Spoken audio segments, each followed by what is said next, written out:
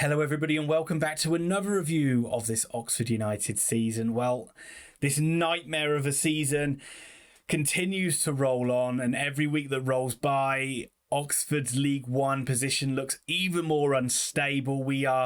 It's more precarious, and that the thread is getting ever so loose, if you like, and it's even looking even more likely that we are going to be playing in League Two next season. Today, Oxford United were at home to Derby County. It was a game at the start of the season I'm sure we were all looking forward to. We've never played Derby at the Kassam Stadium, but we are in the midst of a desperate, miserable run, and as you can tell, Oxford United have lost this game. We did score some goals though, but ultimately we still lost the game. It finished Oxford United 2, Derby County 3. 10 games without a win, 1 point out of 30 in that time, but 10 games to save the season. How can we change it? Well, maybe the new manager will change things around. Liam Manning has been announced as Oxford United's new manager. I will do a separate video on my thoughts about what I think he will bring to the job and my initial thoughts on whether that's a good decision or a bad decision. But this game was about Derby County at home. I'm going to go over the team news. I'm going to go over the game. I'm going to do player ratings. And at the end, I'm going to give my final thoughts on this one. I put timestamps down below, so you can jump to any particular point in the video if you want to. That's absolutely fine. But please, can you hit like? I need those likes to cheer me up after I feel like I'm spiraling into madness every single week I do one of these videos. And if you can hit subscribe, that will help me too. It's about the only good thing that's happened in the last few weeks is my jump in subscribers. So if you can keep that going, I would appreciate it. But let's dive into this game and let's start with the team news. It was Craig Short's final game as Oxford United caretaker manager, with Liam Manning sitting in the stands. And the changes that Short made from the defeat at Lincoln was that Gatlin O'Donkor started up front instead of Kyle Joseph, and Javan Anderson started on the wing instead of Tyler Goodrum. Not too sure about that change and bringing in Javan Anderson instead of Goodrum, but I was in favour of O'Donkor starting up top. It shows you how threadbare we are at the top of the field, and what a great decision it was from Carl Robinson to send Maggie Taylor out on loan. He scored today, by the way. Enough of that. But with the likes of Murphy and Bowden and Baldock, Tyler Smith and Kanate all out injured, it shows you why, even when those guys have been there, we haven't really been scoring goals, but it shows you the goals have been a problem all the way through the season. Derby playing 4-2-3-1 and have generally been really good under Paul Warne, so he's taken over really solid. They went on a long unbeaten run, which saw them challenge the automatic promotion places. They've gone off the boil a bit since then, which has dragged them back into more probably likely to be playoff contenders in that final four for the end of the season. But they have had 2 wins, 2 draws, 2 defeats in the last 6 games. Obviously, they did get a win today. Lost at Plymouth on Tuesday night. So I was hoping that would mean that Oxford would be fresh and Derby would be tired after that week off. Derby also had players out injured, in key players in top scorer David McGoldrick and Jason Knight. And Paul Warne made 5 changes from that side that lost to Plymouth. Jake Rooney, Curtis Davis, Louie Sibley, damn you, Louie Sibley, and James Collins, and Tony Springnick. There's a 5. Tony Springnick played his first game for the club, came in. But it is still an incredibly strong squad and team that Derby County are able to put out. Erin Cashin is one of the best centre-backs at this level and is having an amazing season. Everyone's talking about him playing maybe even in the Premier League next season. Mendes Lang caused us a lot of problems on the opening day of the season, where Derby won 1-0. The goal scorer on that day was Colin Hurahan. He's in the holding role in midfield and remains one of the best players in the league. Look, we all thought this was going to be a tough game before the start of it. A lot of people were even talking about it being a free hit, if you like. But there was hope. I did think Oxford would put in a better performance against Lincoln. And I thought if we carried that on against a Derby side that maybe played on Tuesday night, maybe not be fresh, we might get something out of it. But we'll get to it. Obviously, it didn't happen. But let's start talking about this game. And overall, it's a better performance from Oxford United. It's certainly better than what some of the ones we saw earlier on in the season and to the end towards the end of Carl Robinson's tenure. There was more effort, there was more purpose. The usual problems happened, but it was Derby who had the first effort on goal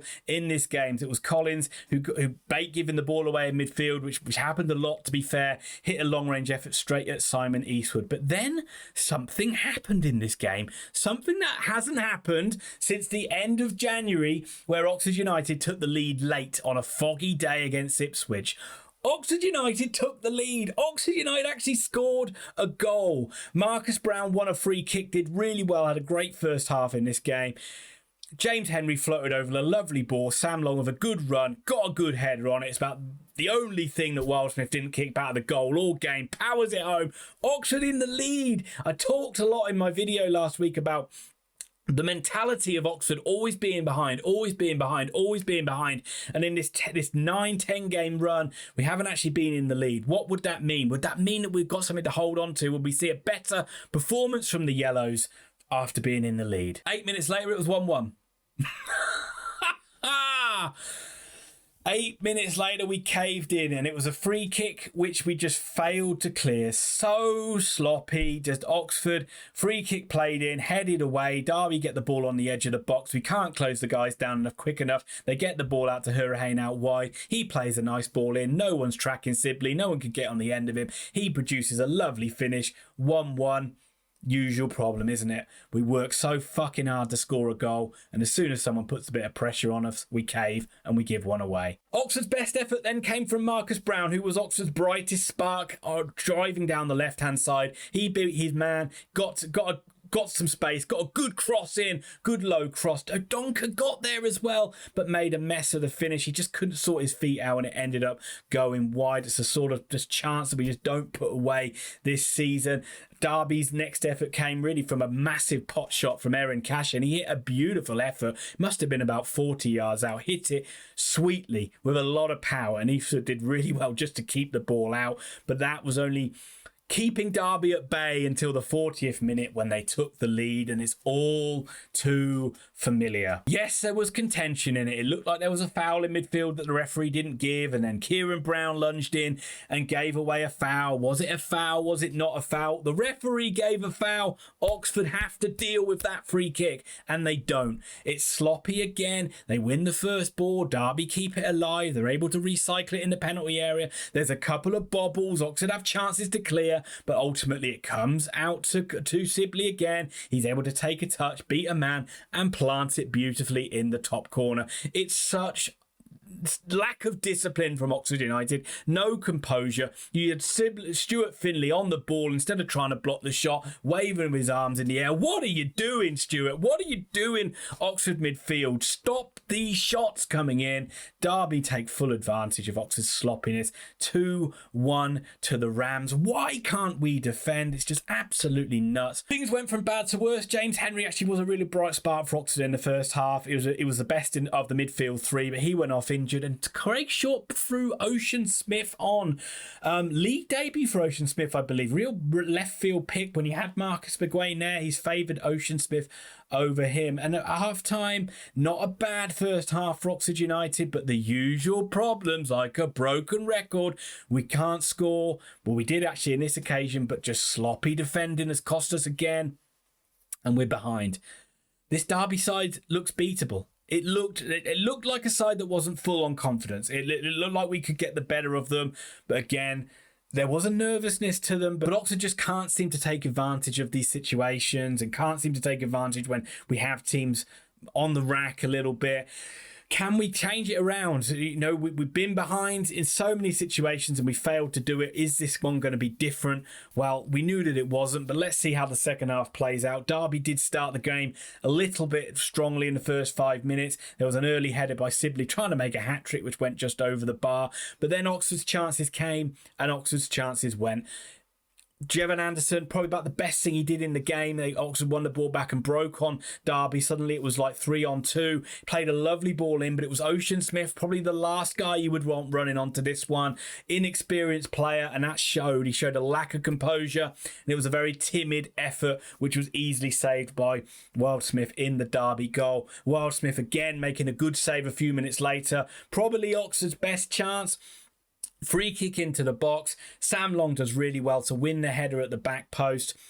Comes to Gatling O'Donkor. He's only about 2 or 3 yards out. We've seen Gatling O'Donkor sniff these little goals earlier on in the season, but he can't quite get any power on it. It's not great from Gatling. He should be doing better from there, but he can only just really weakly hit it forward. And Wildschut, although he seemed wrong-footed, was able to dive back onto the ball. These chances come and go every single week, and what makes it worse is inevitably the ways the other team seems to score, and that is what happened in this one. Derby make it 3-1. Oxford continued to try and play their football, and to be fair, they did actually play some pretty nice football. It wasn't just lumping the ball forward. Look what we've seen to the end of Carl Robinson's tenure.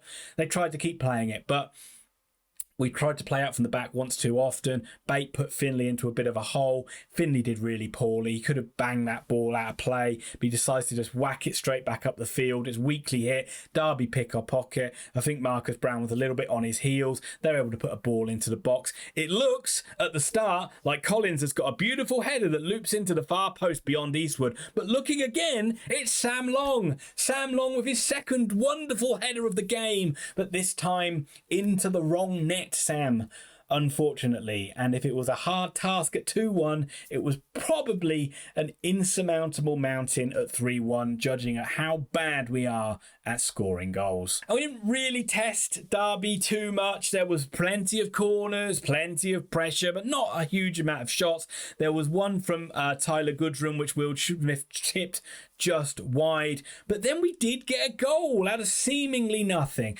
Gatling O'Donkor went off for Kyle Joseph. Actually, Goodrum came onto the game as well. And it was Goodrum who got the ball in midfield, just played a ball over the top, which saw Joseph just run clean through on goal, and he smashes it into the bottom corner. Where has that finishing been in the last few weeks? But good to see it back. We might need it we do definitely need it in the final 10 games. But if that has at least got Joseph back into a scoring reign of form, that is at least the one good thing that comes out of this game. Good to see Joseph back in the goals. Can it set up a grandstand finish? In truth, it didn't. Oxford never really had any chances in injury time, and probably Derby looked more likely to get a fourth. So another one bites the dust. Oxford fans, we're left with another performance where, on the whole, Oxford look okay, play some okay football, plenty of corners, had some chances, but ultimately come out with absolutely nothing. Couldn't help but think that last season we'd have beaten this Derby side with the team we had, but I could say that a lot about so many teams we've had. But once again, fair play to Derby. Congratulations, Derby fans. If there are any Derby fans watching this, I'm just genuinely interested to know your comments on what you thought of our beautiful three-sided stadium, what you thought of the game, what you think of the season, how you think the season's going to end, and how confident you are of getting promotion. Move on to some player ratings, starting with Eastie in goal. Simon Eastwood gets a 6. He's beaten 3 times. He couldn't really do much about it. I thought he was pretty solid other than that, but he just can't buy a clean sheet for love nor money. 6 out of 10 for Eastie. Sam Long gets a 7.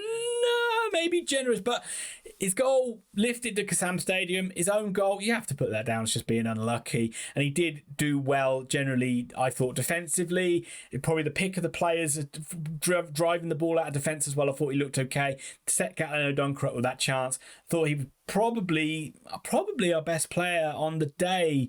Sam Long gets a 7. Kieran Brown gets a 6. I thought he was okay. Nothing special, nothing too bad. I thought he dealt with Mendes Lang pretty well, actually, but nothing. Just such a solid performance from Kieran Brown. But, he has to take his share of the blame for the sloppy defending that happened for the Derby goals. I thought Stuart Finley gets a 4. I didn't think he was very good on the ball. I thought he was poor for the goal he gave away. For the third goal, I thought he was poor for the second goal, where he's just sitting on the ground and moaning about being fouled instead of putting his body on the line. And that's, maybe we just haven't seen much consistency from Finley this season. And the same could be said for Elliot Moore. Did okay, but 5 out of 10. I don't think he led this side well this afternoon. And I thought he was sloppy. And again, poor defending overall cost United today. Brannigan, lumping him in the same thing. It's defending as a team, and that's ultimately what cost us. I don't think Brannigan had a great game going forward as well. I thought he did okay. I don't think when Henry went off, I don't think his corners or his crosses were particularly good. And I don't think he impacted the game much with his passing or with his, you can never fault his effort. But I just don't think the quality was there. 5 out of 10. Ocean Smith gets a 6. Look, I mean, he was thrown in at the deep end. I thought generally he did okay, apart from that chance that he missed. He got better as the game went on, but it was a big ask for him to come on and really do anything. I'm going to give him a 6 out of 10. It's going to be more to come from a promising young player. Lewis Bates gone really off the boil for me. He gets a 5. I thought he was really sloppy in possession. I thought he was really almost anonymous in the game today. I think he's had 2 or 3 games now where he hasn't really impressed. I actually think he could do with a break out of the side to bring McGuane back in to it, and 5 out of 10 for Lewis Bates. Shame James Henry went off, but he gets a 7. I thought he showed a touch of class today. He had a good effort in the first half, and generally he pressed and he battled hard, and his passing was on point today, and it was a real shame that we may not see him again for the rest of the season. Anderson gets a 5. I thought he did really well to lay on that chance for Smith, and there was a couple of good runs that he did, but I thought generally in all he was pretty sloppy. Didn't really get into the game too much, and obviously is also a bit of a liability in defence as well. 5 out of 10. Don't think he really took his chance to start a game above Tyler Goodrum. Kieran Brown gets a 7. I thought he looked the most likely to make Oxford do something, particularly in the first half. He faded a bit in the second half, but the first half I thought he was really good and encouraging. He gets a 7 out of 10. We need more performances like this from Marcus Brown. Gatlin O'Donkor gets a 6. Look, his effort and his work rate was superb. I thought he chased a couple of lost causes and won some free kicks and won some throw-ins, and did generally do some good hold-up work up there, but he missed some good chances today. Only 6 out of 10 for Gatlin. Tyler Goodrum comes on and gets a 7. Set up a goal. What more can you want? He did well when he came on. Tyler Goodrum, he always does well when he came on. He maybe didn't quite take the players on like we've seen him do before and drive into the penalty area, but for giving him a little cameo, if you like, for 25 minutes, I thought he did what we asked of him to do.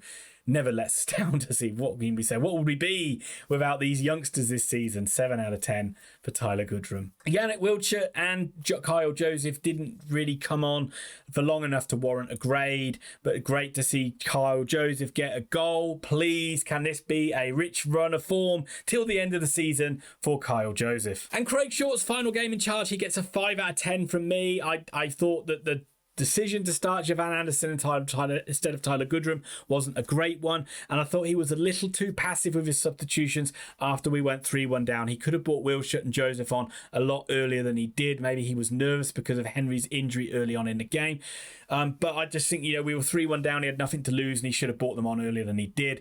He hasn't addressed the defensive sloppiness, and he ends with 2 games, 2 defeats. 5 out of 10 for Craig Short.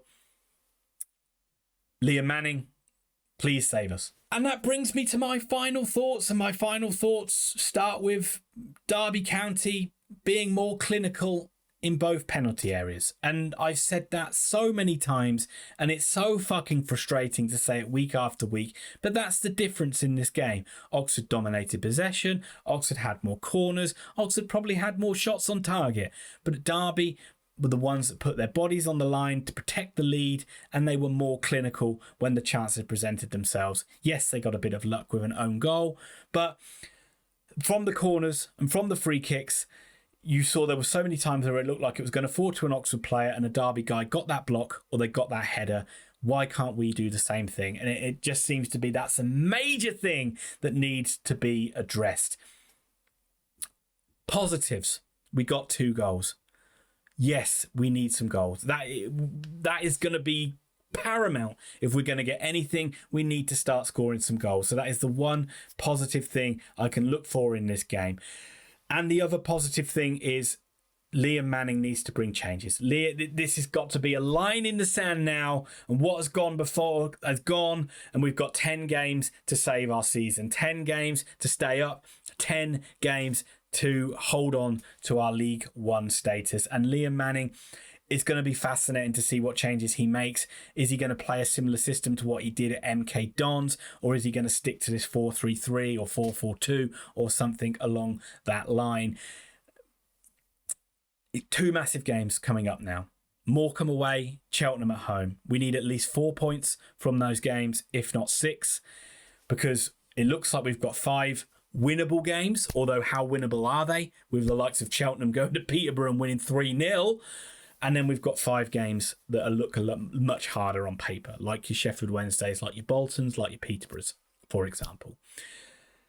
But we've got to have some hope that this new manager can come in and give us a bounce and give the players a lift and have them playing with more confidence. There's some good footballers in there. We saw today that Oxford can play some football, but we need to start creating chances, and it needs to change quick. Because boy, oh boy, it's going to be a nervy week, and it's going to be a nervy game next Saturday. Derby fans, thanks for getting to this point in the video. If you did, can you leave comments on the season again? That'd be great. And if you could like and subscribe, that'd be great. Oxford fans, more than talking about what's gone, let me know what you hope that Liam Manning brings. Let me know what you hope he brings in the short term and then in the long term after that. That's all we can hang our hat on now, is 10 games to save the season. I'll be back to do my video on what my thoughts on Liam Manning are. So that'll be, check out for that one for either to come out tomorrow or to come out Monday. But once again, thanks for watching. It's pretty bad, isn't it? But, 10 games, 1 point out of 30. It needs to change. Hopefully it will. Thanks for watching. Bye for now.